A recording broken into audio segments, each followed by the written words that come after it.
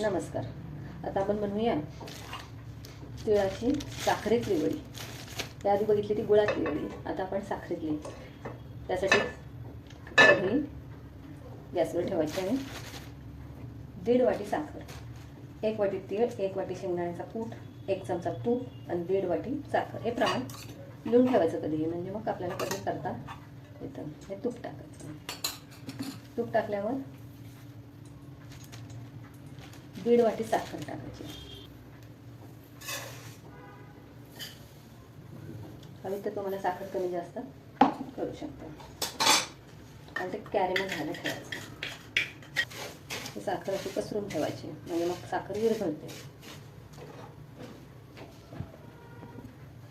असा मोठा गॅस करून साखर विरघळून घ्यायची. याला कॅरेमल म्हणतात. म्हणजे साखर कॅरेमल करून घ्यायची.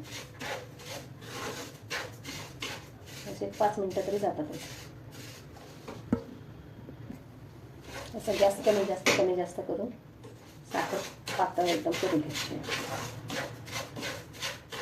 त्यासाठी 1 वाटी पांढऱ्या तिळाचा कूट आणि 1 वाटी शेंगदाण्याचा कूट हे एकत्र करून ठेवायचं. तोपर्यंत ती साखर विरघळते.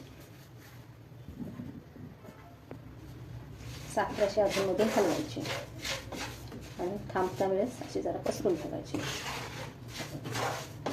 साखर पातळ होईपर्यंत, मेल्ट होईपर्यंत हलवायची. साखर मोठा गॅस केला तरी चालेल. थोडा वेळ कमी जास्त करत पातळ करून घ्यायची साखर.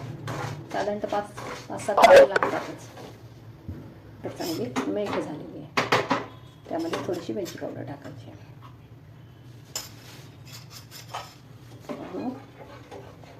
त्यामध्ये पांढरे तीळ वाटलेले,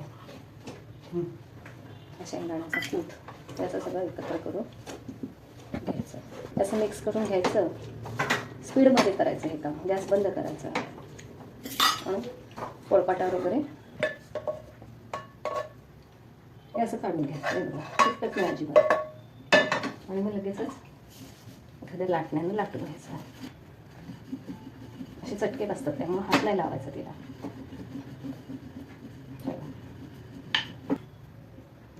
अगदी चौकोनी शेप नाही आला तरी, कोणताही शेप आला तरी ते छानच लागतात, कुरकुरीत. हे बघा, डायमंड शेपमध्ये ही साखर घातलेली वडी. हे बघा, आवाजावर मस्त येतं. कुरकुरीत, खुसखुशीत, खमंग अशी बघा.